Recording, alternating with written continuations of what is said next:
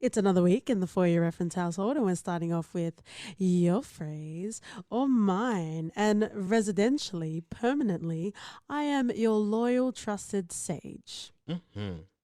And very appropriately, my ancient proverb is based on greed. Okay, interesting. Very interesting. And it's an Arabic proverb. I think it's the first time we've ever used an Arabic proverb before. Yeah, close to Swahili. Yeah, yep. All right. It's from the interweb, so as accurate as we can all muster. So the phrase is, or the proverb, greed lessens what is gathered. Pretty much means that for greedy people and you have resources, everyone will scramble for it and you'll be left with nada. No. To get what you want from greed, you're losing your sense of humanity because you are stepping on motherfuckers to get where you want to go. So you've lost a part of yourself for all of that greed. Lessons, resources. Resources don't have to do with How being dare part of you? yourself. I'm right, How mate. dare you? This is not the Sagey's Splooshies edition. You're overthinking that, mate. You will respect me as your third Hokage, you dirty pig. You you know you're the third Hokage, so no fighting that. I tricked you because I said third already. Oh, look at you accepting yourself. Yeah. That's entrapment, motherfuckers. Mm. As you will be for the rest of time. Thank you so much. What the fuck? Let's get on with the show, guys.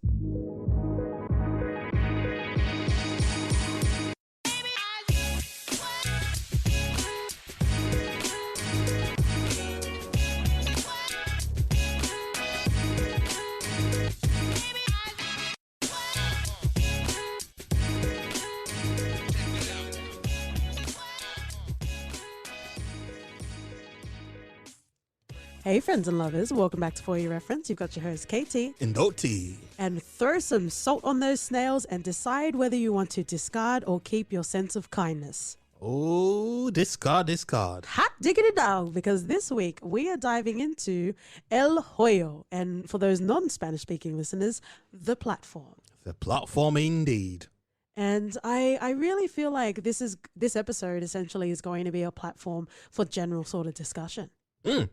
Because it sets a platform to discuss such things. Damn, dog. You didn't know you'd get such value straight off the bat, didn't you? Are we like the bargain bin of podcasts or what? Some days we're wondering why we can't see Jackie Chan's diarrhea, and some days we're having some real conversations about social class. Mm-hmm. You choose what you want to listen to, friends and lovers.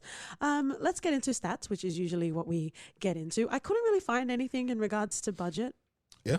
I guess for this sort of... Netflix keeps that tight. Ooh, well, even before Netflix, this film premiered at the 2019 Toronto International Film Festival. Oh. Where it won the People's Choice Award for Midnight Madness. And what an apt category to win. What an art category to win. And it was actually at the TIFF, which is what all of the cinephiles, give me time to pull both of my glasses up. It was actually at the TIFF that the film secured a worldwide streaming deal with Netflix. So it's not, of course it's not a Netflix original. Why did I even think that? Probably because they put Netflix original in front of your mother's ass. Like it's always there. Like you need to settle down, my peeps. By now I should know better. Yet, never. But welcome. This is going to be a very interesting episode, I would say.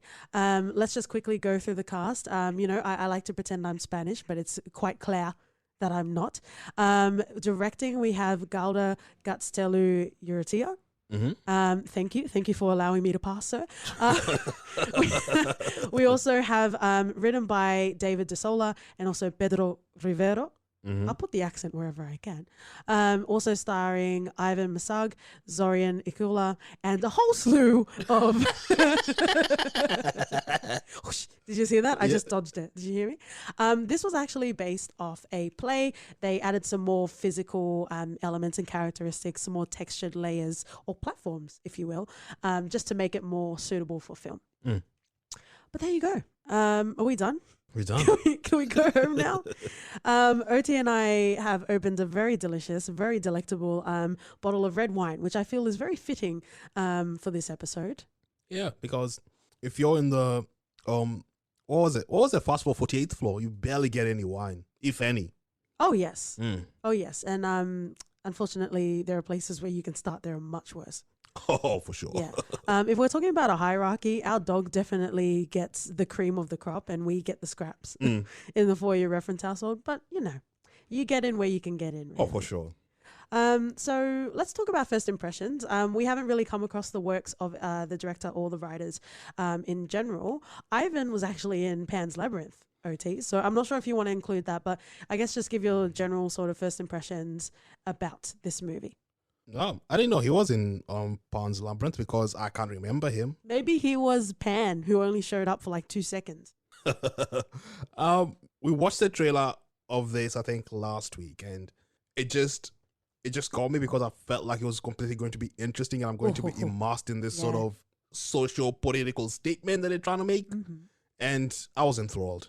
And I was all in for it. And watching it, it didn't disappoint me. I had qualms though towards the end. But it was very strong. It started off very strong. Yeah, it started off very strong, but the qualm was that I didn't agree with the sort of ending, and I thought they wanted to be more nuanced that it should have been.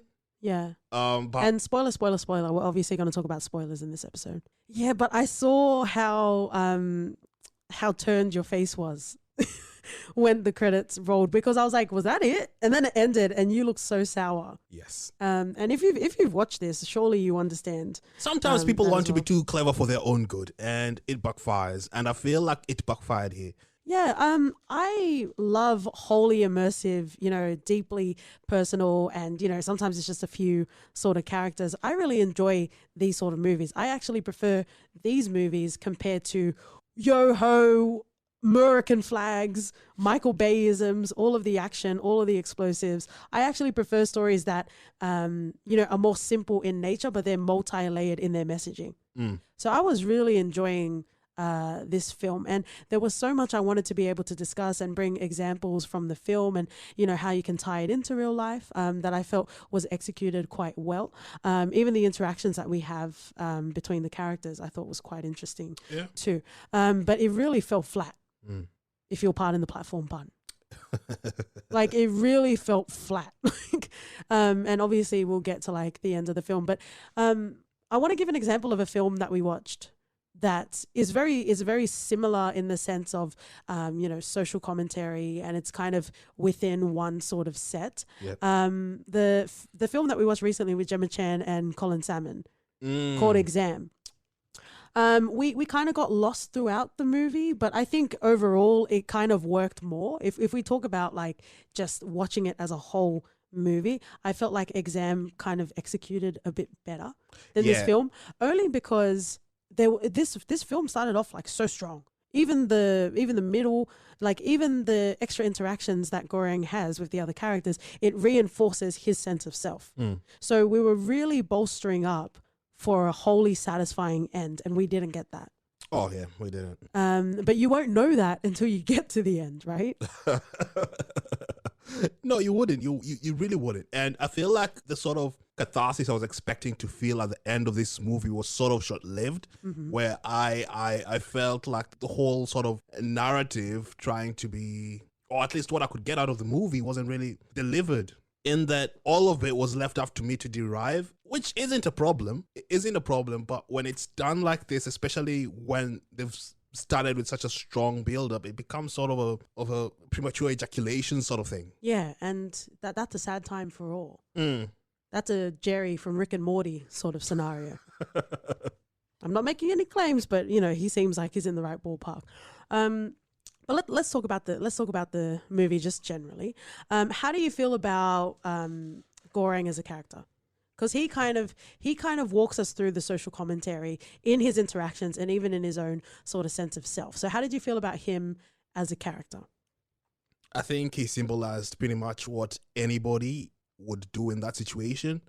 Going there, not really fully expecting what he got, and quickly realizing that he'll need to adapt and do things that he never envisioned in his life. Well, quickly is a relative sort of term, because he wasn't latching on as quickly as I wanted him to. He was there for a week and you're already starting to badmouth him as if he'd been there for months on end. Yeah. Because you're like, you're literally in a prison, right? and you see a platform and you see food there. Nothing? But the first day you get there, and then you see things that have been stepped on, half eaten, there's probably piss and wretch on it. Like, I would not even. Wretch? Yeah. Get back into the Salem times, sir. You would not even touch that. No, but if I am in some sort of confinement and you see the world that we're in, even, we had that old man character, Trimagasi. Even he was giving him a heads up, right? He was telling him all of this sort of stuff, and he didn't really take the information in, and that bothered me.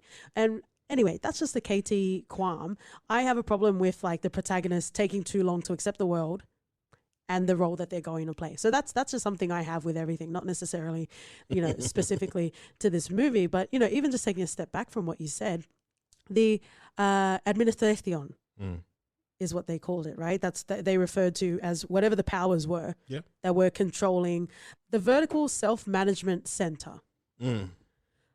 I feel like, and again, it might just be me and the way I consume stuff, it wasn't strong enough because he volunteered to go there, yet he knew nothing of it.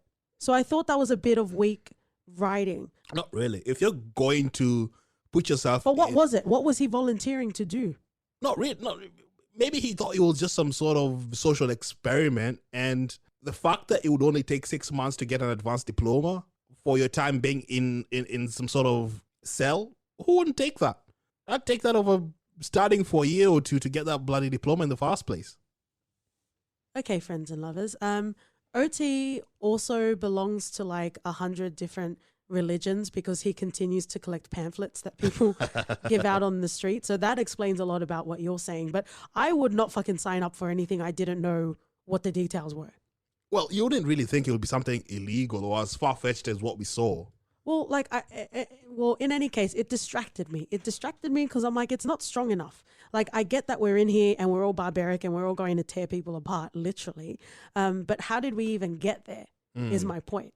And then you also have Imaguri, the lady with the dog. Yeah. And she had some sort of idea, but she also volunteered herself as well. Unless it kind of is like a prison because so you have Goreng and he's kind of like an academic, right? But then you also have Trimagasi, the old man, and he either chose to go to a mental hospital or he went there, the hole. Yeah. When they say the whole, I guess I think about American stuff where they talk about, right? So that's more what I thought. Like, remember in Prison Break? Yeah, that's more what I thought they were talking about. So unless it's just, this is where we decide to put people when we don't want to deal with them. Yeah, it feels really illegal. But did it distract you? I think maybe it just distracted me. It just bothered me. It didn't distract me at all. Well, it just bothered me a bit because he seemed so clueless as to what was going on. Well, to be fair, Imoguri didn't even know what she was. She had worked there for 50 years or whatever many years that was. Yeah, but if she knew exactly what was going on, would she volunteer? No, but it makes sense. She had trust. She had trust in the administration. So for an employee, to have trust in that administration, that they won't even have anyone under 16 on there, she clearly didn't know them as well as she could. So how do you expect our protagonist to know? Well, the interesting thing, and let's bring some real shit into it. I think Imaguri is a good example of companies literally only caring for employees as much as they can milk it out of them. So why does she need to know? Once we're done with you, once you've slaved for years and hours of your time and your efforts, we're just going to throw you into the vertical center. Well, she did volunteer to go there because she had cancer and it wasn't going to go. So, but you know what I'm saying? Yeah. Like, there's a lot of messaging to be made about society and how, higher powers, whether it's the administración or it's people on the higher levels, mistreat, and continue to do so on an ever-flowing sort of basis. Oh, agreed. So I thought that was quite interesting.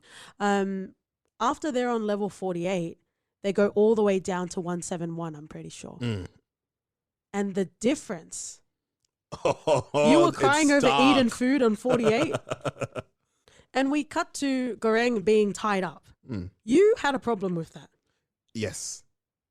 Just because my problem was not really a problem. It was just a wonder where maybe the gas has a significantly higher effect on him.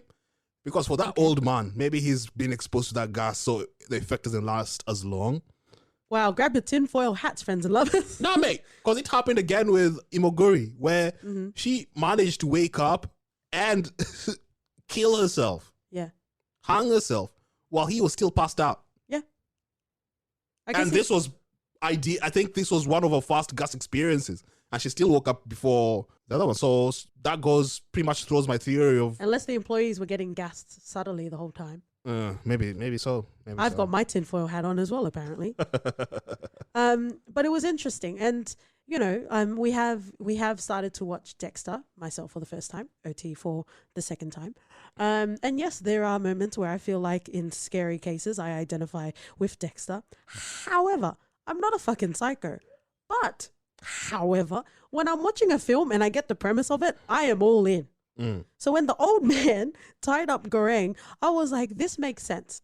He's coming off really cold and he's saying, you know, you're not going to turn on me now, but you will eventually. That made complete sense to me. I don't think he would have, though. But he had been through, yeah, come on. He wouldn't have. Did you not see the disparity? It takes a personality. It takes a personality to completely go from... No, and I think that's not fair to attack someone's character. No.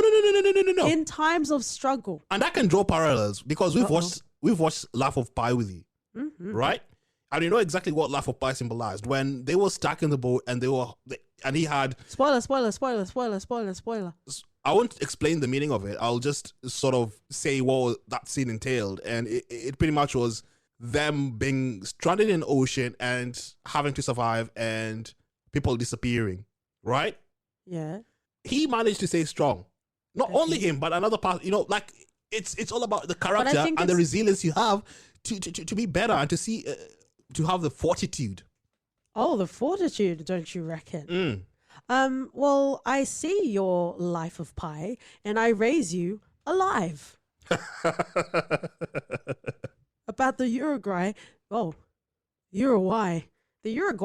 rugby team. And my point is, I don't think it's fair to denote to someone's sense of self on what they would do under the most harshest of conditions.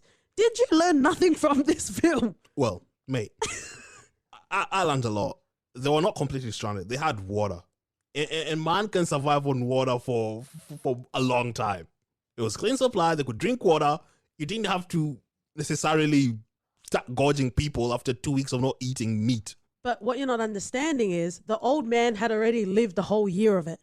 He just made assumptions. But even when the lady came onto the scene and Goreng was trying to school her, there was still that barrier that they had between each other. So imagine a whole year of doing it. Goreng had only been doing it for 1 or 2 months at that time. Yeah. But even he had felt that burden of survival. And he held out for a long time, right? So what I'm saying is, I don't think it's fair. It's, you know, if we're talking about applying this onto social commentary, it's like saying people that had less opportunities than you should have just worked harder. Do you see what I'm saying? So when you're on 171 and no food is coming there at all, Lindelof is off on a holiday. He's not helping you off the island, sir. That's a Lost reference, friends and lovers. So, and it's different because even on an island, you can still try and find shit, right? But you are in a confined sort of space. There's no magic sort of power that's going to save you. You need to survive yourself. Yeah, which is weird. Like, you'd think they'd start eating on their nails before they start gorging at each other's body parts. Well, I guess it's just a difference of opinion. And, you know, OT is that yummy, yummy, yum. It'll take me like 2 minutes before I start nibbling on him. But that's a story for another day. But I'm just saying, I don't think it's fair. Like, I don't think, yeah, maybe people could have held out longer, but what hope, what sort of beacon did they have that someone was going to come and save them?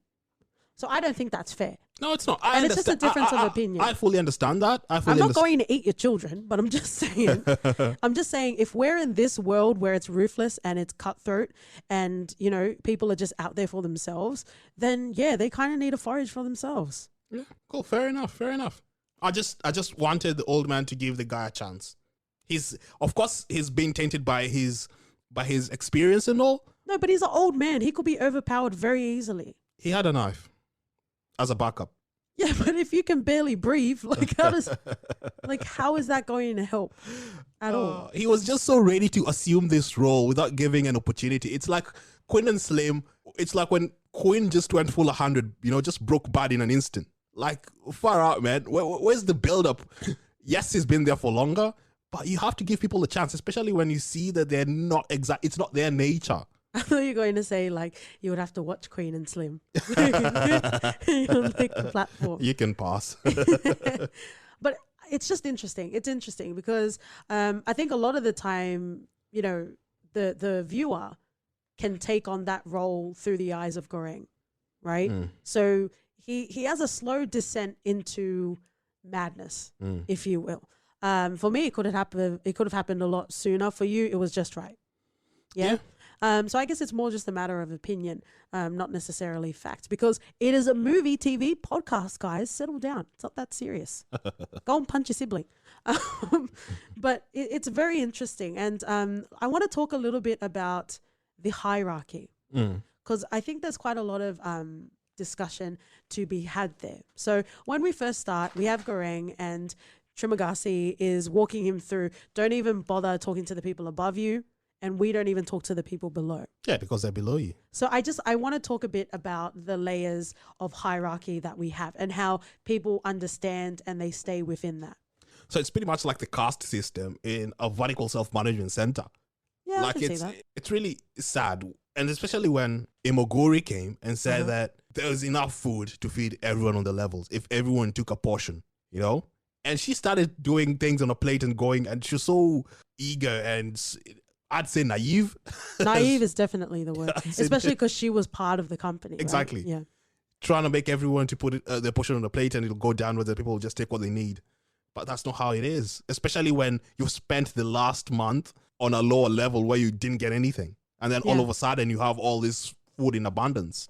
I think a big sort of theme to this film is why would I? Because there was nothing stopping them from helping. Yeah. There were particular rules that, that the administration put in place in regards to you can't take food once it's off the platform and that sort of thing. But there were no rules in regards to an egalitarian sort of approach. Right. So, yeah, she definitely tried. But you can't force people. But then you also had Goreng threatening them to live in harmony by shitting on their food or threatening to shit on their food, right? And it's interesting because they talk about, the old man talks about when Goreng brings it up the first time, how no one's going to listen to a communist, like trying to share all of the resources. And it's an interesting, but in regards to the vertical self-management center, the difference between that and the caste system is you're not, like that's not where you stay. You can actually move up and down at any time. So at least in that case, you can be up one day, just one day, and then the rest of your life you're down. You know what I mean? But you get some sort of glory. But the interesting thing was, I'm not sure if it was 171. I think it might have been further down. But Goreng was really, really struggling. And then he went up to 6. Do you remember? Yeah. The interesting thing was he was not it seemed like he was upset and he maybe perhaps felt bad that he had so much abundance. That was an interesting sort of theme. It was interesting. And you could see when the food came, when the platform lowered, he didn't even partake in much. He saw his favorite food, which was the snails. Oh, have you tried snails before? I have. At a restaurant in Sydney, and I'm not sure if it's still around, but it was called the Little Snail. It was closed down due to the health hazard of serving snails, eh? Yeah, probably. But yeah, I don't remember if I liked it or not because it kind of felt like I was on Fear Factor. Like I knew it was snails, so I kind of just shoved it down my throat and prayed it finished. Just like with OT. Yeah, I had some when I was younger, and they used to fry it in this red sauce. And let's just say I would never have snails again in my life. Like the tiny ones, right? Yeah. Because in Tonga, I don't know if my mum was lying, but mum said that she would eat the sea slugs, like the fat ones. Yeah. We used to put salt on those so we could see it dissolve. Yikes. I don't know. Maybe I need to refine my palate a bit more, or maybe it's just not my thing. Yeah. It was very rubbery. Like you could tell mucousy. They doused it in butter, but you could still no amount of butter would make eating a slug any palatable. Butter heals all, my love. You know my feelings with butter and margarine. Yes. Yes, and that will be a reference after dark for another time. But it was very interesting because I don't think we saw any sort of remorse from any other characters except for Goreng when he had that abundance, right? Like, I don't think anyone really felt bad aside from him, at least from the point of view of the film. Yeah, and we also had Baharat, whose only goal was sort of to go up and leave because he felt like he was on top. He was At on least fire. he was trying. He was on fire. Yeah, he was trying. Oh, and that scene when they asked the people above them, he asked the person above them to carry him or like to pull him up, and then he started going up, and then the woman just shut on his face. You know where he failed in that? He relied on the kindness of others. Yeah. And it seems like especially in a place like this. Exactly. In this sort of system, you can't rely on the kindness of others. The only way you can change the system is by being selfless yourself. You can't really do things for your own sort of gain. Yeah. I like the concept of them being able to go to different levels, but then it kind of brings an extra layer of sadism because I think it's also to further break people. Because they know what they can have and they just completely, because you're never really teetering between the middle tiers. And like Trimagasi said, like the people above would commit suicide because they can't handle not knowing, like not fighting or not living for the scrap. Just having everything in abundance is boring and people can't handle that. And you had people in the upper levels just jumping off. Yeah. So it really talks on the mental state of humans in general. Yeah. And the fragility of the mind. Yeah, and you need some sort of balance, right? Because then you become numb to it. Yeah, you become numb to it. Everything, you don't need to fight or worry about anything. And the food comes easy. Then you spend all the time just thinking about what exactly. And a lot of people don't do well being left with just their thoughts. Oh, we've seen in Alone.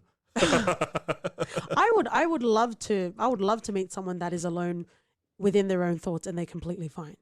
Like, I would love to watch a documentary or something on that. But something that I thought was quite interesting as well in regards to this movie was, you know, you can be on 171 and then you can shoot up to 6. And not necessarily in Goreng's case, but you could see it through other characters, how quickly people forgot what it was to struggle. Yeah. No, they feel like it's their turn now. No, but how interesting is that? Because in life, in a capital sort of, you know, world that we exist in, you know, you can be great. You can be flying high one day and then you can lose everything, right? Yeah, and I could also sort of draw it, I could also draw a parallel to the politicians, especially in Kenya and Africa in general, where you get these struggling people who really talk the good game, and you can see that they actually fucking care, but they've been through so bloody much and they've been through so much struggle that once they get elected and they get up there, they're like, nah, mate, I'm not. For me. It's all for me now. It's all for me. I've done my struggling bit. Now it's my time. It's my time and my family. And that's the sort of mentality that's, you know, it's human nature. Yeah. Like, if you can't save everyone, you just save the ones around you. Yeah, you save yourself and your family and the people you care about. And that's not necessarily a bad thing as well. You know, whenever you have like world reliefs and stuff, you know, people get angry why celebrities aren't doing more, but it's like, you can do something as well. Well, we don't have the resources to do more. Like, I get this sort of mentality where I think a lot of billionaires in the world could do more, but they don't. But if they don't, that's none of your business. It's none like, of they should do more, but it doesn't mean you can do nothing. Why are we looking at the higher platforms to do something? And I guess that's the sort of, because you don't want to come off as a communist, because everyone would pretty much just not listen to you. But then there's a fine line. There's a fine line to where you could say you're actually trying to help people, where it'll benefit not only yourself, but other people as well. So when you're up there and you know what you've been through and you know how hard it is, because it only lasts a month. It's not like you're staying up on level 6 or level 1 forever. Yeah, but don't say it's just a month. Cyclical. It's a continual cycle that you have to go through, and that would fucking break anyone psychologically. It's not like they're bears. It's not like they're camels that can store food in their humps or something. You eat it, and then at the end of the month, you're still back to the lower levels, and you're hungry again. You're like, oh, I wish we would have done something better, or at least to try and change the system. That's where I was coming from. I guess so, but you know, life is fucking hard, man. Like, you can't really expect other people to do shit. You kind of just need to go in and get it done yourself. Fair enough. OT Doolittle. And I guess that's where we get to see Goreng and Barad sort of forming a good partnership in the belief, knowing that they'll do their best. Once for them to go up, they'll need to go all the way down. Mm-hmm. Into the crevasse, which is a 30 Rock episode. You enjoy 30 Rock. You're most welcome. Or even James Franco in his 127 hours. Yeah, that was brutal. He had to crawl down. Yeah, that was brutal. Have you? Oh, you've watched it, hey? Of course I have, with the sunflower shirt or whatever the fuck he was wearing. Yeah. But I guess that's an interesting thing because, you know, you can point your fingers like someone should be doing something. But if you're not going to do anything, shut the fuck up. Really? Yeah. No, you. And I beat myself up because I'm like this, because I got disillusioned and it's my fault and I could definitely do a lot more. But, you know, it's just the conditioning of how everything is, and it just butters you every single time. And I guess it takes stronger people to do that. It was an interesting concept. And again, this is definitely just me, but I wanted to know how it got determined where people would go. It didn't seem like a nosedive Black Mirror where, you know, according to your deeds, that's where you would land. Nah, it seemed completely random. I think it was just to inflict the most serious sort of pain and suffering. Yeah. Really. I agree with that. But it was interesting. It really caught my attention all the way throughout. Sometimes when we're watching stuff, obviously when we're at home, we like to check how much longer there is. We didn't really do that with this movie, which is a good thing. Yeah, it's a good thing. One of the things that got me as well is the administrations are when they're performing, like they're preparing the meal. Mm-hmm. And there's so much detail, so much attention to detail to get everything right. Yeah. And from the first level, people just walk all over. Like it, oh, yes. Because they're used to zero it. Appreciation. Just Succession. wow. Yeah. It really does get the mind thinking. And you kind of want to self-reflect and say, if you were in that situation, would you try and be different? I think after a while, complacency sets in. Yeah. Or even in a short amount of time, complacency sets in. It happens to the best of us, you know? True. Like me and mine are good, so it's fine. Yeah. Right. But I also don't think that's a negative sort of thing. Like in some cases, life is fucking hard enough just to get you and your loved ones through. Yeah. So why the fuck do I care about a politician? You know what I mean? So in that sort of sense, I get it. Right. We were watching Dirty Money and they were talking about the Malaysian ex-prime minister. Right. And they were interviewing just like a fisherman or some fishermen, and they didn't even care about corruption or whatever. They just cared that they got money from him whenever he came to visit. You know what I mean? Like they're fuck the economy. What does it do for me? I was getting money monthly. Fuck you and the corruption you claim, okay? But you know what I mean? Like sometimes it's not a bad thing that people are focusing on themselves. Sometimes it's all they have to get by. That's more what I meant. It's not just I'm greedy and I'm going to take everything. Yeah. Right? And there are so many layers to this film, and that's why I was really, really enjoying it. But that ending, dude. Let's talk about it. All right. So Goreng manages to go all the way down with a child. Yes. Now, even before that, we've jumped a chunk where they were taking, him and Barrett were taking, what was the dessert? The panna cotta. The panna cotta. They're taking the panna cotta down, and that would be the message. Only because of the wise Xavier. The wise Xavier man, yeah. Who didn't fucking try and do anything himself. He just rolled in his little wheelchair and he's like, I'm going to tell you something. Yeah, Black Xavier. And once they found the child, who apparently wasn't supposed to be there in the first place. Yeah. Because he had Miharu, always trying to get down. And the fact that she never found the child meant that she never really got to the bottom floor. Well, again, when you try to advance yourself, in this case it was to try and find a child, but when you try to advance yourself, you're relying on the kindness of others. And you constantly saw, maybe women, but definitely through the film, men taking advantage of her. Yeah. So yeah, that's probably why she never made it all the way down. True. She was at the mercy of whoever's platform she was on. And she had to fight her way tooth and nail to get free. She killed, she ate, and that's how she survived. Up until she didn't, where our main guy Goreng saw her being choked and stabbed and stood there just doing nothing in shock. Come on now. Seems to be the way. Yeah, there was a solid 10 seconds where you could have taken action. And also Imaguri, the lady with the dog, she was under the impression that Miharu was an actress. Do you think that was fed to her by the company? Yeah. To keep that secret? Yeah. because you're allowed to bring one thing, and I think she brought her daughter child. for some ridiculous reason. Well, it's interesting, right? Because if you knew a child was there and the child was the message, then you lose the message because the message is kindness. Yeah. The message is selflessness. The message is, taking care of that generation. Yeah. Right? But let's talk about Mahara's character. It's very, very, very interesting. The way she's introduced to us is literally at the start of the film, where we're told to believe that she's looking for her son. Interesting, because OT and I are very different players. So you would probably want to choose OT if you're navigating the video game of the platform. You would not want to choose Katie because I was literally Trumagasi and I was like, let's kill her. And I would be the one that would be dead on 171. You would be. Because I was shocked that she helped Goreng. And then you're like, of course, kindness goes a long way. Yeah, it does. And that's the sort of message that we saw them trying to push through on this. She was there scared and on the mercy of two blokes who could have tried to take advantage of her, or tried to make her fight for her life. Yeah. And the fact that he was so caring and approached her as a human and not some animal and not some rancid thing that you just, It would definitely stand out from the day-to-day abuse. Yeah, and we saw it come to fruition when the roles were sort of reversed where he was the vulnerable one. And she came to his rescue. True. And nursed him back to health. Mate, I was in full survival mode. I wasn't thinking about kindness. And that's what I was saying. Like, sometimes it's good to take a step back and do that extra sort of act of kindness. But there's also nothing wrong with survival, though.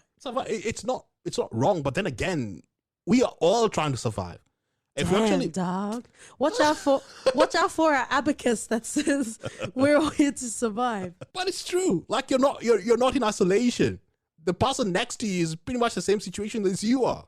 True. So trying to figure out a solution together is more beneficial than going it alone and only being self-serving. Well, no, not really.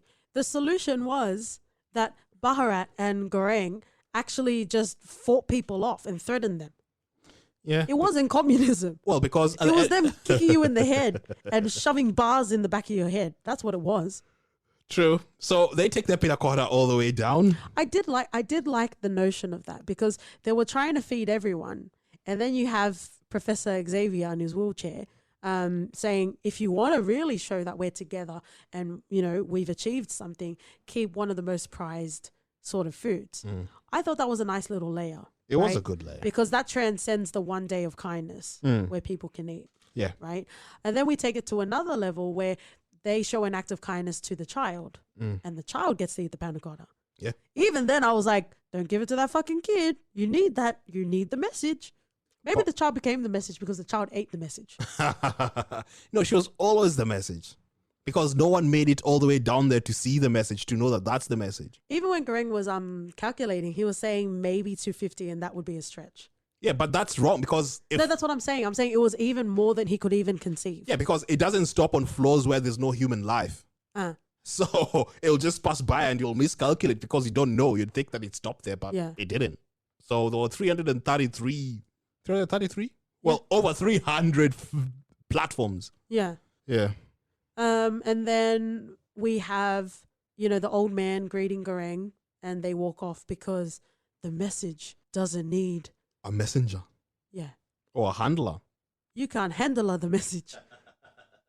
What it is a good for. Absolutely not. You are.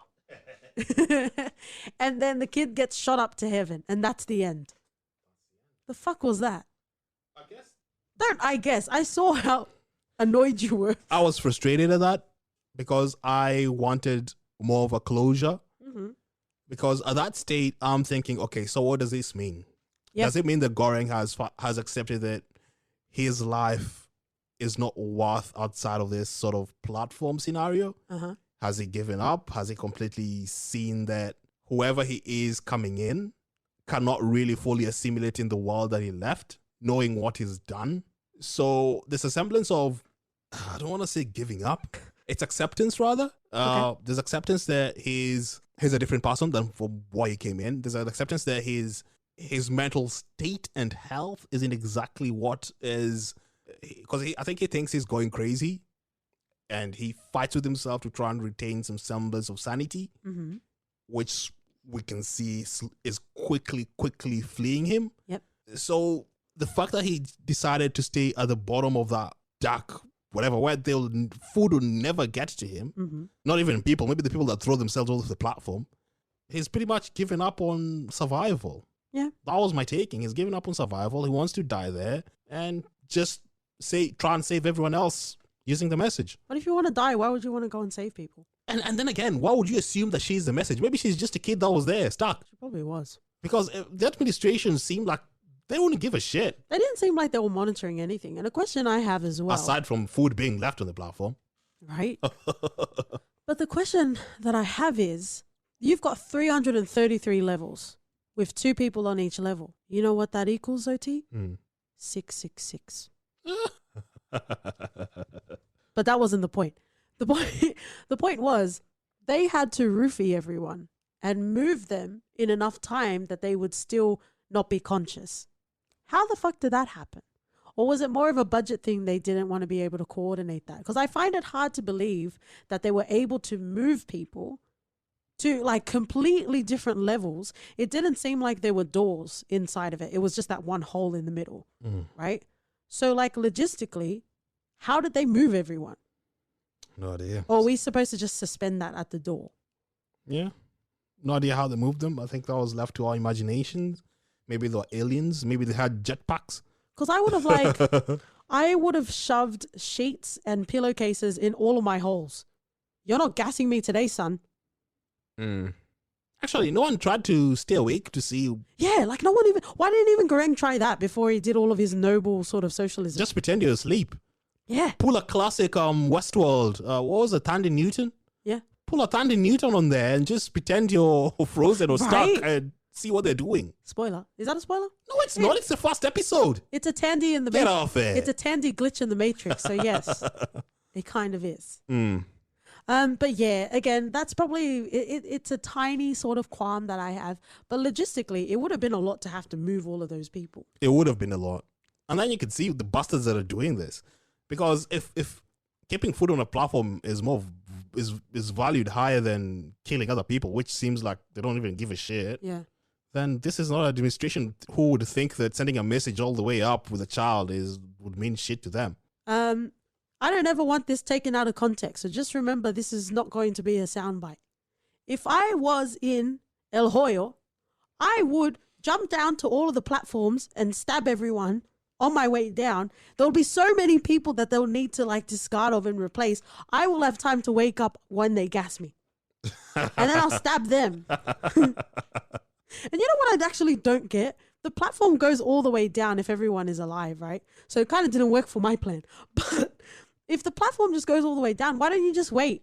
Because apparently once you get to the end of the platform, you're out. I'm assuming there's like some door to the left-hand side of the room and you just walk out and go into the real world. I don't think there's a door at the end. So what do you think happens to Goreng? He dies there. The door is at level 0. That's where everything comes in from. And that's why I told you. What I thought he'd left was him surrendering and accepting defeat and death, having felt some sort of vindication that the message will reach the top and they'll do the right thing. Ew, is that, oh my God. And that's why I compared it to some sort of premature ejaculation, because up until that point, they've done a good job explaining everything and doing, all of a sudden, bam, it's finished, knowing full well. I didn't even take that as a sacrificial thing. I took our it as protagonist him. has given it all up on some random. I took it as him finding a door faith. somewhere and leaving. No, he just took a leap of faith knowing that, the message does not need a bearer. Fuck that. Nah, fuck that. Bloody I'm staying on the ridiculous. platform and kicking the kid off. No wonder you were so annoyed with it. Yeah. Damn, dog. Yeah. Well, that's pretty much it. I don't really have anything else to say about this, to be honest. It was it's definitely a movie that will make you think a lot, and wow, I think it'll put things in perspective where especially when we can draw so many parallels with the day-to-day, it will definitely make you think twice the next time you want to be mean to someone. Why are you looking at me? I think the reason why I was so annoyed with the ending was it had shown very early in the film how capable it was of delivering a heavy yet balanced message. Even if you don't agree with it, you know, it was really on its way to delivering something that was meaningful, that was passionate.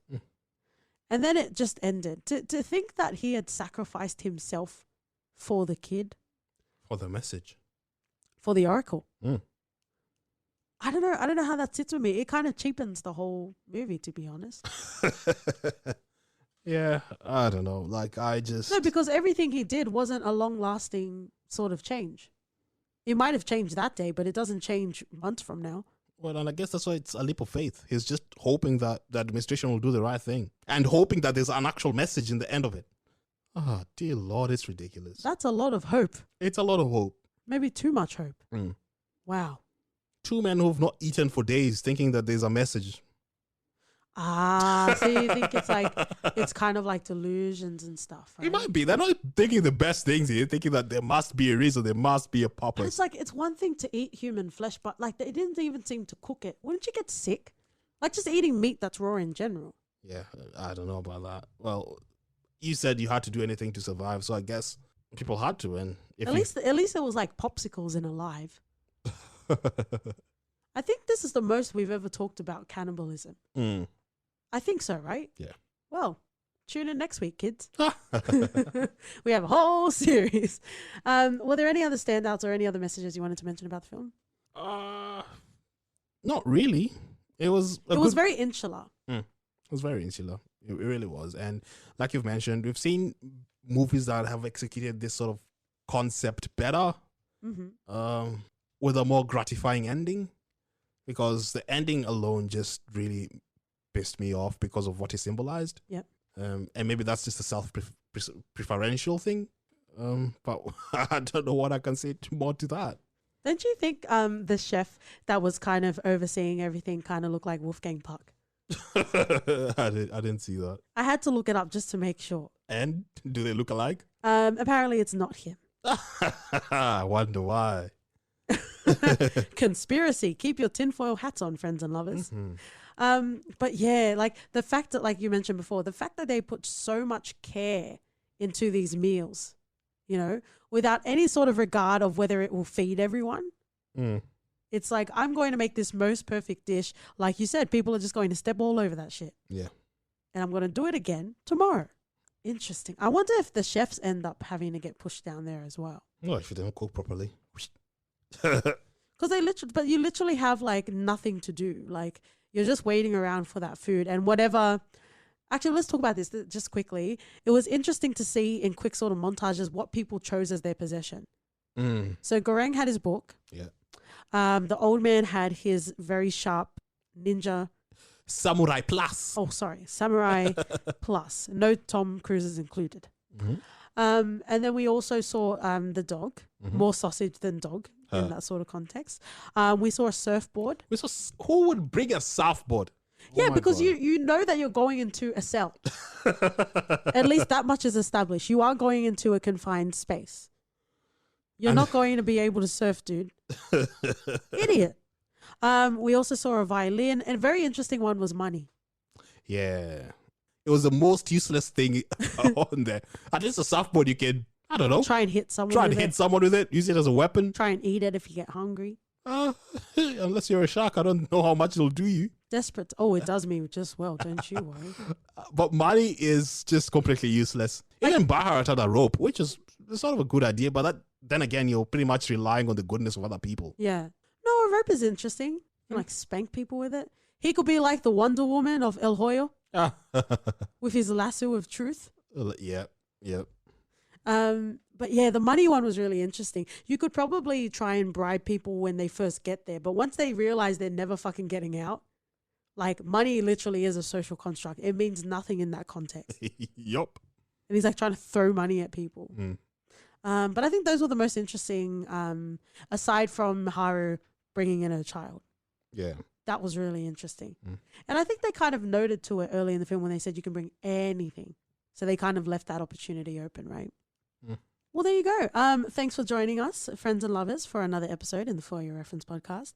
I guess just like, don't be shit people. Don't be dicks. Don't be Wolfgangs. Unless you're actually Wolfgang, because you're probably happy with all of your money. But wow. I think I will look back fondly on this film if I disregard the last 10 minutes. Yeah, me too. Like, at least it brought to a table quite a unique idea that was interesting. Yeah. The execution bit of it was sort of nice up until the end. Yeah. So yeah, like overall a good job, you know. Nice. Not gonna throw a parade or anything, but good. Not your My Chemical Romance parade? Nah, not to that level, unfortunately. When I was an OT. My Katie took me into the city to see A mariachi band. I want to hope if anyone is in a El Hoyo situation, if you see our podcast on the food table, that you will eat it and you won't stamp all over it. But that's just a little baby KT hope to have. But thank you. We take kindly to your kind around here. We are going to end in a segment we call For Your Reference. OT. Ooh, I'm gonna reference exam. How dare you? I literally started off this episode referencing that, you motherfucker. I brought Gemma Chan to your life. I can take her wherever I please. You can't take Gemma anywhere. Gemma takes herself. I'm gonna reference the 1997 Cube. Nice. Which is an amazing film. And I think if you want to see a good execution, this is it. Very interesting. You won't get bored. It's about 6 people trapped in a sort of maze, and it's just interesting to see how everyone navigates. Nice. And how they get along. Yeah. Interesting. Very interesting. And it's your own reference, so good for you. I've never stolen the Cube as a reference, if you listen to all of our episodes. I will reference exam. Oh, yeah? Yeah, you know what I mentioned at the start of the episode? Mm-hmm. Quite nice, don't you reckon? If you want to join us on the social media platforms, on Twitter and Instagram, we are For Your FPod. You can write us an email at hello@fypodcast.com. We have a YouTube channel as well, if you're interested. And we're also on Apple Podcasts, if you'll be so kind to leave a rating, whichever level you feel we deserve. Top tier. Top tier. And we'll see you guys next week. See ya. Bye.